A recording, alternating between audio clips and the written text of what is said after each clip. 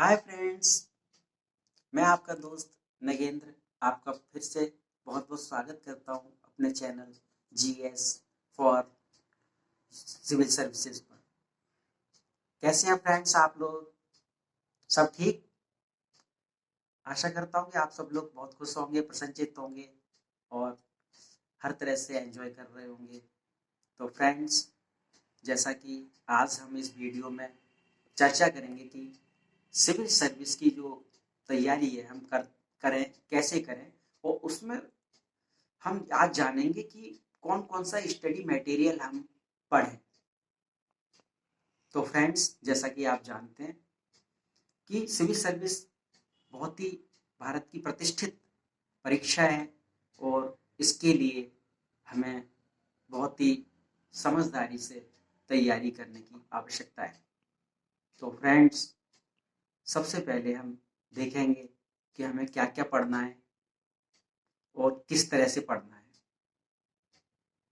जैसा कि हम बात कर रहे हैं कि ये एग्ज़ाम इस तरह का है कि इसमें कोई मतलब कोताही नहीं बरतनी है। अगर आप तैयारी कर रहे हैं तो फिर सीरियसली तैयारी कर रहे हैं, मतलब, और वो अपने प्रति ईमानदार रहना होगा आपको। तो फ्रेंड्स, जैसा कि सबसे पहले तैयारी के लिए हमें एक प्लानिंग की बहुत ज़रूरत है। सबसे पहले हमें एक प्लान अपना तैयार करना है, अच्छा एक ऐसा प्लान जो कि हम इम्प्लीमेंट कर सकें और जिस पे हम चल सकें। प्लान में आपका टाइम टेबल, टाइम मैनेजमेंट के लिए टाइम टेबल भी बहुत ज़रूरी है। एक छोटा सा टाइम टेबल बनाएं। फिर आगे तक की प्लानिंग, कब क्या पढ़ना है, कैसे पढ़ना है, ये सब चीज़ें हमें प्लानिंग के तहत आएगा। किस एग्ज़ाम की किस स्टेज पर हमें किन चीज़ों का फोकस करना है। तो हम सबसे पहले देखेंगे कि जो तैयारी के कुछ 5 स्टेप्स हैं। जैसे कि पहले सबसे पहले आप एक प्लान करें ठीक से, कब पढ़ना है, कौन सा सब्जेक्ट पढ़ना है, कितना पढ़ना है, कैसे पढ़ना है, क्या पढ़ना है, क्या छोड़ना है। दूसरे नंबर पर फ्रेंड्स, हमें एक छोटी सी टाइम टेबल बनाना होगा जिसे हम फॉलो कर सकें। और वो टाइम टेबल में फ्रेंड्स हमारे सुबह उठने से लेके शाम को सोने तक की पूरी दिनचर्या होनी चाहिए और उसमें सभी चीज के लिए हमारे पास टाइम होना चाहिए। एक्सरसाइज का टाइम हमारे पास होना चाहिए, योगा का टाइम होना चाहिए, हमें अपने फ्रेंड्स से, अपने लोगों से थोड़ी सी बात करने के लिए भी हमें थोड़ा सा समय होना चाहिए। तो सभी के लिए हमारे पास टाइम होना चाहिए। हर सब्जेक्ट स्टडी टाइम हमारा अलग से डिफाइन होना चाहिए। अगर हम वर्किंग है तो हमें ऑफिस का टाइम भी उसमें मैनेज होना चाहिए। अगर नॉन वर्किंग है तो हम किस तरह से पढ़ेंगे, ये सारी चीज़ें हमारी टाइम टेबल और प्लानिंग के तहत आती हैं। सो फ्रेंड्स, स्ट्रेटेजी भी बहुत इंपॉर्टेंट है कि जब कोई पढ़ रहा है, अगर कोई पढ़ना ही इम्पोर्टेंट नहीं है, हम किस तरह पढ़ें और क्या पढ़ें, ये और क्या छोड़ें, ये भी बहुत इंपॉर्टेंट है। तो फ्रेंड्स, अगली चीज़ है कि हम अपना जो सिलेबस है, अकॉर्डिंग टू सिलेबस हमें देखना होगा, तैयारी करने की आवश्यकता है। उस सब्जेक्ट का सिलेबस हमें अच्छे से समझना होगा। उसके बाद हमें लास्ट 10 ईयर्स पेपर्स को रिव्यू करना होगा कि कौन सा क्वेश्चंस, किस तरह के क्वेश्चंस आते हैं, ताकि हम समझ सकें कि इसमें किस तरह से हमें अपना प्रिपरेशन करनी है, किस टॉपिक पे ज़्यादा फोकस करना है। इसके बाद फ्रेंड्स, हम देखते हैं कि हमें स्टडी मटेरियल को हमें देखना होगा। स्टडी मटेरियल हमारा फ्रेंड्स यहाँ पे बहुत ज़रूरी ये है कि सिलेक्टिव होना चाहिए। बहुत ज़्यादा स्टडी मटेरियल पढ़ने की ज़रूरत नहीं है और मैं तो सजेस्ट करूँगा कि आपको बहुत लंबे लंबे टाइम तक भी, मैं इस चीज़ का सपोर्ट नहीं करता कि 10-10 12-12 घंटे आप 18 घंटे पढ़ रहे हैं। मुझे मैं इसका समर्थन नहीं करता फ्रेंड्स। हालांकि ये मेरी निजी राय है, हो सकता है आपकी राय कुछ अलग हो सकती है। तो मुझे लगता है अगर कोई भी पर्सन कंसिस्टेंटली 6 घंटे अगर डेली पढ़ता है तो दैट सफिशिएंट, इट्स सफिशिएंट, ये पर्याप्त है। अगर 6 घंटे कंसिस्टेंटली और अच्छे से पढ़ ले, पढ़ाई के समय पढ़ाई, स्टडी टाइम पे study time, no phone, no mobile, no WhatsApp, no social media. So friends, ये कुछ इंपॉर्टेंट बात है। तो उस समय अगर हम 6 घंटे भी अच्छे से पढ़ाई कर लेते हैं पर डे कंसिस्टेंटली, तो उससे काफी अच्छी तैयारी हो सकती है। विद इन 1 ईयर आप सिविल सर्विस की कोई भी तैयारी कर सकता है। सो फ्रेंड्स, इसके बाद हम अगले देखते हैं कि जो स्टडी मटेरियल है वो सिलेक्टिव होना चाहिए। हमें बहुत सारी चीजें, बहुत सारी किताबें नहीं पढ़नी है, हमें कुछ सिलेक्टिव बुक्स पढ़नी है। और अच्छे से पढ़नी है।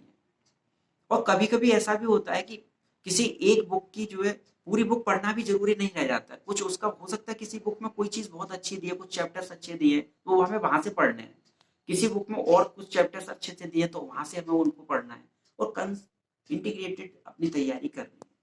सो फ्रेंड्स, स्टडी मटेरियल में जैसे कि सबसे पहले हम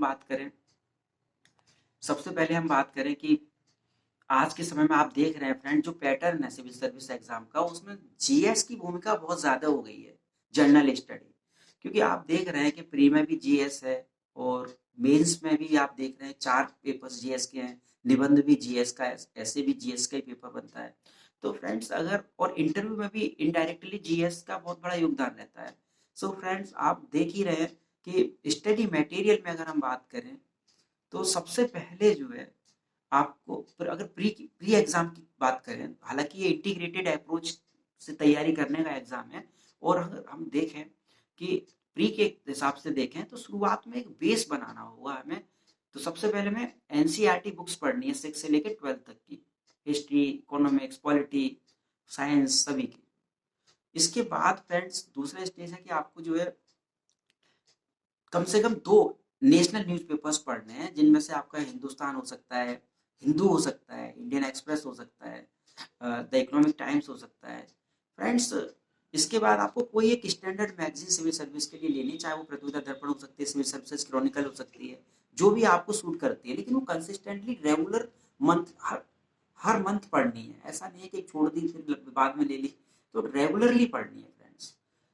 इसके बाद आप कुरुक्षेत्र योजना मैगजीन देख सकते हो उसके साथ में रेगुलरली।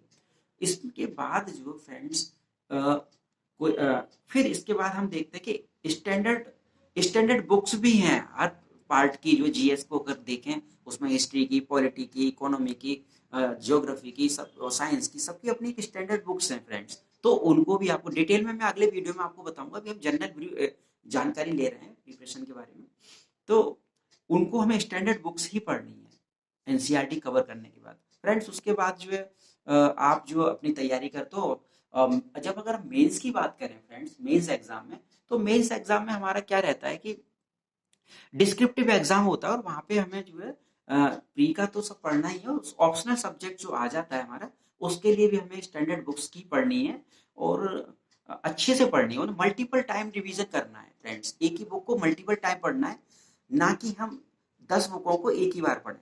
सो फ्रेंड्स हम देखते हैं कि इसके बाद आंसर राइटिंग प्रैक्टिस बहुत इंपॉर्टेंट हो जाती है मेंस के प्रीव्यू से, मेंस के व्यू से अगर हम देखें तो आंसर राइटिंग प्रैक्टिस बहुत ज़रूरी है, क्योंकि आप देख रहे हैं कि लिखने का ही एग्जाम है, जितना आप लिख करके चीज़ों को समझाना होता है, एक्सप्लेन करना होता है, तो उसमें टाइम मैनेजमेंट भी बहुत इंपॉर्टेंट रोल प्ले करता है कि निश्चित टाइम के अंदर आप लिख सकें वहाँ पे क्वेश्चंस का आंसर। तो इसके लिए आपको जो है एक निश्चित टाइम के अंदर लिखने के लिए आपको बहुत अच्छी प्रैक्टिस होनी चाहिए फ्रेंड्स, कि क्या देना है, कितना देना है, क्वेश्चन की डिमांड क्या है, क्वेश्चन को अच्छे से समझना है, फिर उसका आंसर देना है। सो फ्रेंड्स ये तो मेंस की बात रही। और मेंस के बाद अगर हम इंटरव्यू में आए तो इंटरव्यू में क्या होता है कि इंटरव्यू में आपके पर्सनैलिटी का टेस्ट है फ्रेंड्स, ना कि नॉलेज का सिर्फ। यहाँ पे क्योंकि नॉलेज तो आपकी पहले ही टेस्ट हो चुकी है मेंस और प्री में, तो ये इंटरव्यू जो है आपकी पर्सनैलिटी का टेस्ट है फ्रेंड्स। और पर्सनैलिटी एक दिन में नहीं बनती है फ्रेंड्स, ये पूरे लाइफ में आपकी धीरे धीरे आपके गुण आपके अंदर आते हैं, डेवलप होते हैं धीरे धीरे। वो आपके फैमिली से डेवलप हो सकते हैं, आपके इन्वायरमेंट से डेवलप हो सकते हैं, आपके फ्रेंड्स सर्कल आपका कैसा है उससे डेवलप हो सकते हैं। तो फ्रेंड्स हमारे रिलेटिव्स भी हमें प्रभावित करते हैं। तो फ्रेंड्स हमें इंटरव्यू में सिर्फ कुछ चीज़ें याद रखनी है, जैसे ड्रेसिंग सेंस हमें सही रखना जरूरी है, जो नॉर्मल होना चाहिए। और दूसरा है कि आपको ईमानदारी पूर्ण तरीके से जवाब देना, कोई झूठ नहीं बोलना वहाँ पे, जो है जो भी बोर्ड के एक्सपीरियंस पर्सन होते हैं जो भी पूछ रहे हैं उसको सब, अगर आपको नहीं आता तो सॉरी सर कह के आप बोल सकते हो और आगे बढ़ सकते हो। कोई भी आदमी पारंगत नहीं होता फ्रेंड्स, जो आता है उसके लिए जवाब दे सकते हो क्वेश्चन के अकॉर्डिंग, नहीं आता तो अपना आप सॉरी सर कह के जा सकते हो, सॉरी सर मुझे पता नहीं है इसका आंसर, तो इससे आगे बढ़ सकते हो, इससे आप पे अननेसेसरी प्रेशर क्रिएट नहीं होगा फ्रेंड्स। तो फ्रेंड्स मैं आप सबके शुभकामनाएं देता हूँ। अगर आप ये जनरल वीडियो था और बिगनर्स के लिए स्पेशली इसमें हम लोग गाइडेंस था, और इस वीडियो में इतना ही। और आप सब से रिक्वेस्ट है कि आप सब लोग शेयर करें, लाइक करें मेरे वीडियो चैनल को और सब्सक्राइब करें। तब तक के लिए बाय बाय, टेक केयर, शुभ रात्रि।